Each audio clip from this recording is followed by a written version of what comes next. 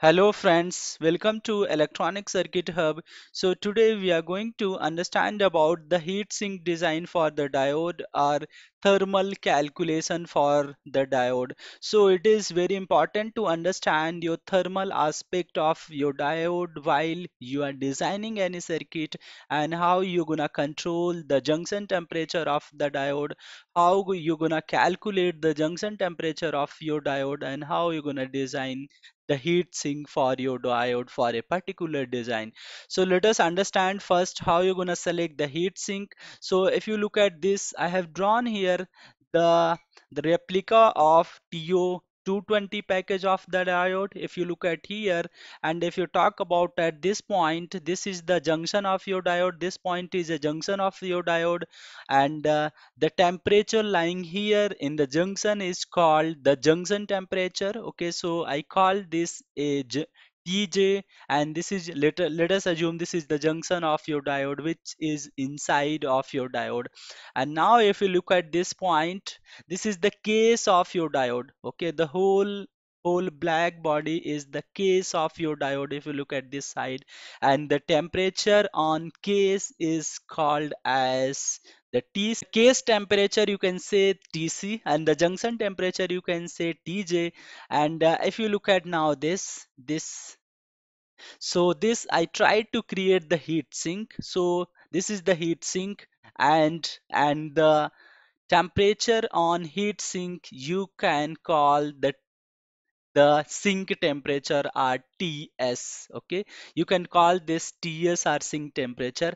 And now if you see here from sink to ambient, you for ambient temperature you can call TA. So okay, so please remember TJ is, let me write it here, your TJ is your junction temperature, then you have TC is the case temperature, then you have TS is the sink temperature, and then you have TA, that is your ambient temperature. And let us say you are designing your heat sink at ambient of 85 degree centigrade. Okay, so your TA is ambient temperature. Okay, and now if you look at all these points, so there is a resistance line. If you look at this, I forgot to explain this, this is the thermal compound, in order to give the thermal conductivity between your heat sink and the diode, between diode and heat sink. So I did like this in order to paste the thermal compound, in order to increase the thermal conductivity. Okay, so let us say that the thermal resistance, if you talk about the thermal resistance, so thermal resistance is R theta Ja. That means the thermal resistance of the junction to ambient R theta junction to, let's say, R theta JC is your junction to case, and then case to sink R theta CS. So the case to sink thermal resistance is in terms of maximum, let's say, 1 degree centigrade per watt, because here you are putting the thermal compound and you are trying to fix your heat sink in this region. So it depends on the operator skill how he is putting the thermal compound and then tightening the heat sink with your diode. So let us assume for worst case your R theta CS is 1 degree centigrade per watt. And now this is your junction to ambient thermal resistance, which you can get from your data sheet. This is R theta JC, this is junction to case, and usually you can also get this from the data sheet. And then you have this resistance, that is R theta CS, that means sink to case to sink resistance, which is typically 1 degree centigrade per watt. And the fourth one is R theta SA. And in order to find out the heat sink, you have to calculate the R theta SA. So this is important for you. Okay, so you have to calculate the R theta SA for your design. Okay, and how you gonna do that? Let me draw the thermal model of it so that you can better understand how you're gonna do this. Okay, so let me draw the thermal model of this. How you gonna do? Like, so let us say this is your and the other parameter you need to know is the P loss. Okay, P loss is also very important, that power loss across the diode, okay, or the heat dissipation across the diode. So let me draw the thermal analogy for your diode, thermal model of your diode. So how you gonna do that? So this is, let's say, your P loss. So this is your P loss. Okay, I would write this P loss, and this is, here you have ambient temperature TA. Now at this point you have the junction temperature. You can call this as a TJ. This is your junction temperature. And let's say here you have the thermal resistance. Very simple, this is your thermal resistance, and this is again TA. Okay, and you can call this R theta JA. Let us assume here this is junction to ambient thermal resistance. So by using this thermal model, I'm gonna calculate my junction temperature.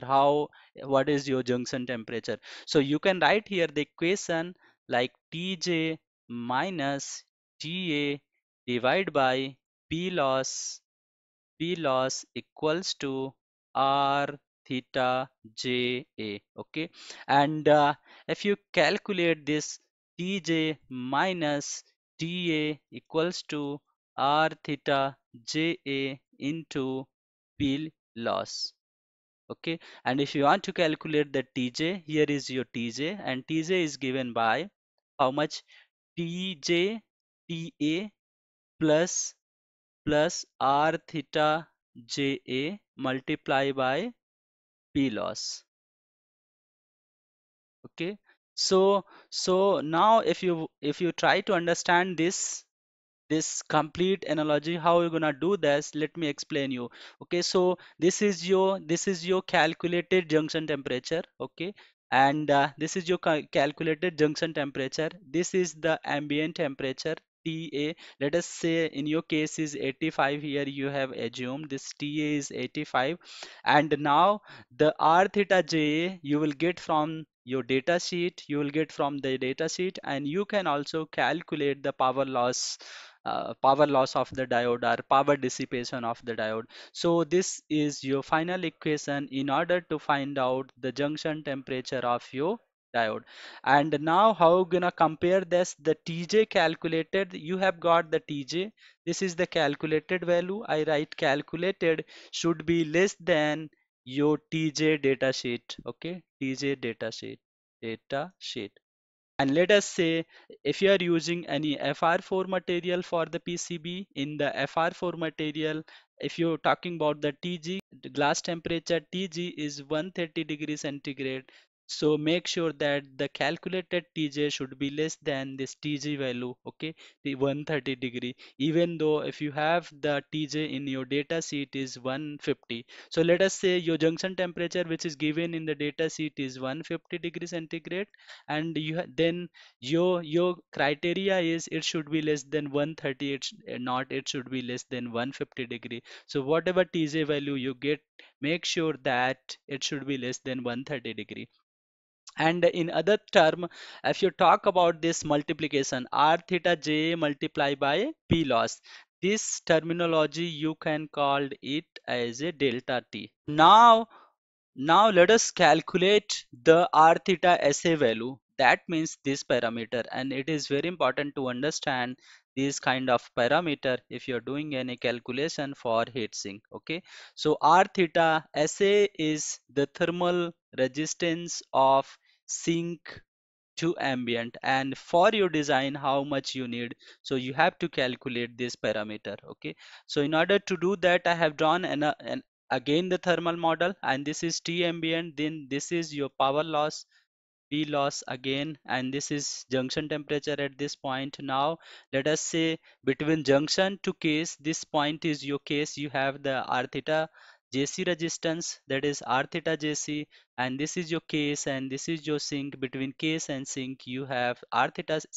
CS resistance, case to sink resistance we talked about.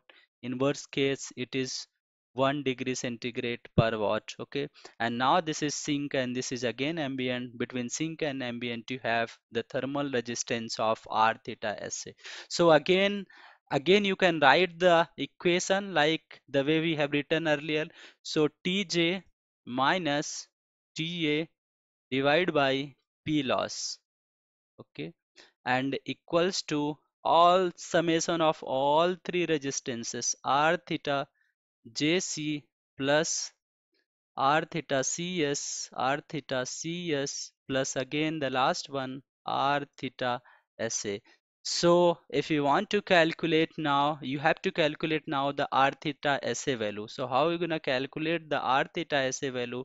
So R theta Sa sink to ambient equals to Tj minus Ta divided by P loss, okay, minus R theta J C minus R theta CS.